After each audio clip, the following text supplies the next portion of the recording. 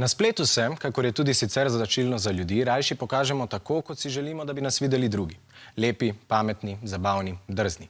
Uspešnost naših objav pa se meri v všečkih in srčkih. Zanje smo pripravljeni narediti marsikaj.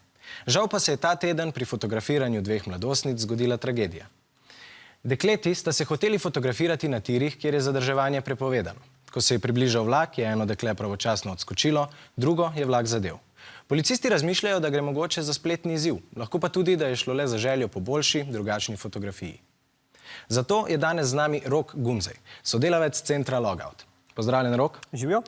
Pri fotografijah, ki jih objavljamo na spletu, si ponavadi želimo, da bi bili videti boljši, kot pa smo v resnici. Ampak na kaj moramo biti pa pravzaprav pozorni pri objavljanju in fotografiranju? Torej, nekako bi jaz tu izpostavil tri pomembna vprašanja. Prvo je to, zakaj mogoče neko fotografijo, posnetek želim sploh objaviti, kako se ob tem, ko to objavljam, izdelujem ta posnetek, počutim, in pa ali se ob tem lahko zgodi tudi kaj neprijetnega.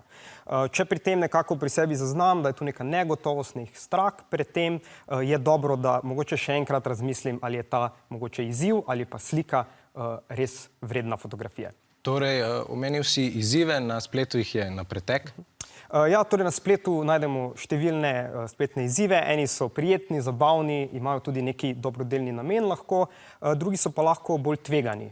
Še posebej, ko smo mlajši, se nam ene stvari mogoče zdijo manj nevarne, kot v resnici so. Zdaj, seveda, bi radi se svetu pokazali, da smo pogumni, pa da si upamo, ampak včasih je mogoče bolj pogumno dejanje to, da v bistvu neki izziv, ki ga ne želimo upravljati, zavrnemo. Torej, ko ustvarjamo neke objave, nas v bistvu naj nas vodita neka previdnost in premišljenost. Ja, mogoče včasih boljše kakšna objava manj, kot pa kakšna objava preveč, in pa na splet ne objavljamo stvari, ki jih ne bi objavili na šolsko oglasno desko. Rok, najlepša hvala. Hvala vam.